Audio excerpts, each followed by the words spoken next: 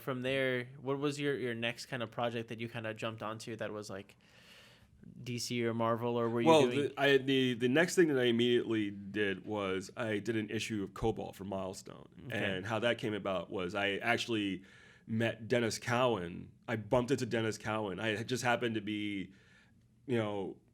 walking through Union Square, and I see Dennis in this diner on University, and I go in to say hi, and he's like, "Oh, you got your work with you? Let me take a look." So took a look. He's like, "Yeah, this is good.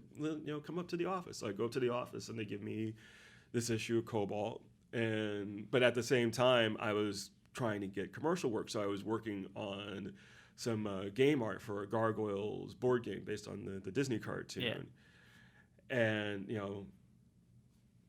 it was, again, I handled it badly. I handled that situation badly. I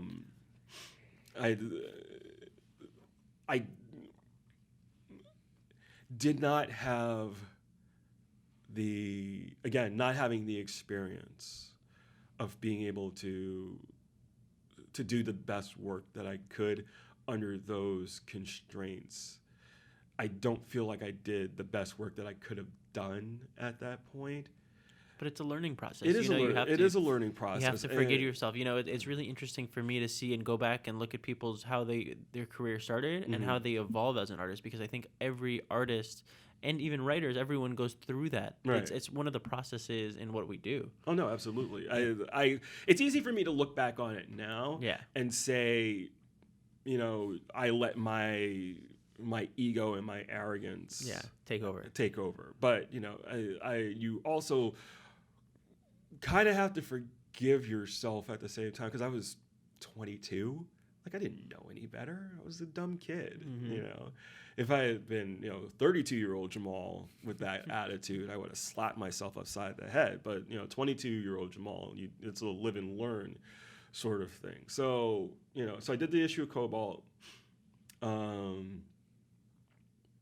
And I didn't get any comics work for about a year and a half after that. Like, I was trying to do stuff, and partially it was me pushing against. I had an artist agent at the time, and he was trying to mold me into sort of a Terry Dodson, Adam Hughes clone, and I really didn't want that. Yeah, I reacted very negatively to that.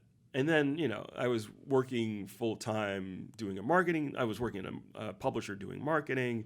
I was trying to draw comics. I was, I was in a bad relationship. It was a bad scene at that point. So, that over that year and a half, I sort of had to like clear the decks. Yeah. Almost. And reset. Yeah. I ended up getting out of that relationship. I ended up moving back in with my mother. Yeah, that's how it goes. The marketing job evaporated. It was this sort of convoluted thing where they were a continuing education company. They did continuing education for psychiatry and psychology, but they had their own internal shipping department at the time. And the woman who ran the shipping department had the one thing that I didn't have, which was a marketing degree. So when they moved the shipping to an automatic shipper, they said, "You know what? She's got a degree. You've been doing a great job, but she's more professional than you are. More professional caliber." So I lost that job, and then I decided, you know what?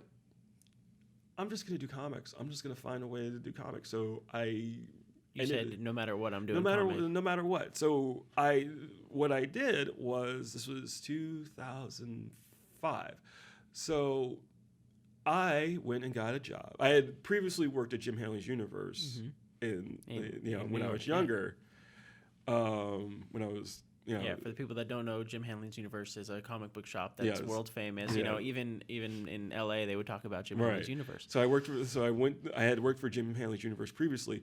So I went and got another job, a comic. I went to work for Forbidden Planet, which is another famous comic book chain, comic book store chain. So I worked for Forbidden Planet, and I was sending out samples, talking to editors, just trying to make my inroads.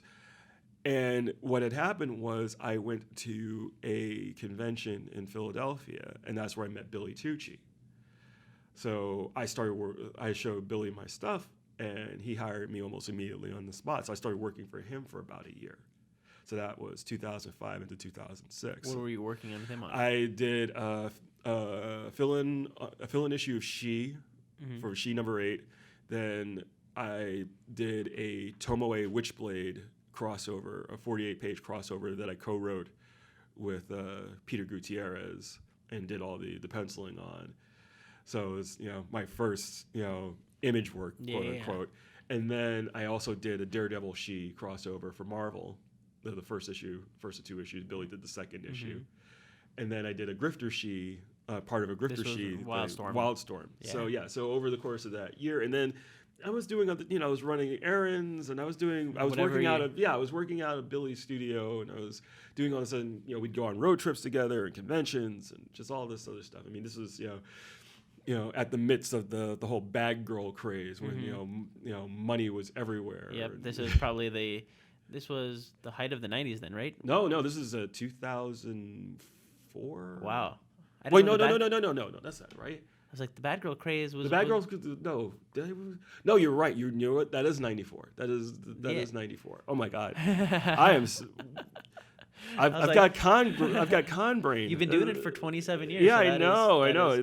So that was 94, 95. That's right, because then I left Crusade and started working with Alex Simmons on his projects for Blackjack and Race Against Time, and then that takes us into the late 90s and fill-ins, and then doing Classics Illustrated books for Scholastic. Those are legendary. Those are. I remember having boxes and boxes full of the Classic Illustrated.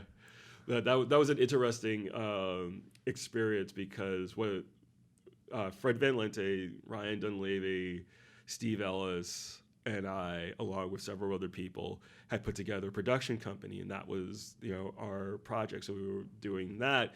Steve was also doing another series, like a YA horror series, and we were doing Moby Dick and a Diary of the Life of Frederick Douglass, and all this different stuff, and we did that for a while, and it worked. It was a weird setup. It was a weird situation because we had no direction really up until like 6 months into the entire project, where they finally send us the guidelines, Scholastic's guidelines for books.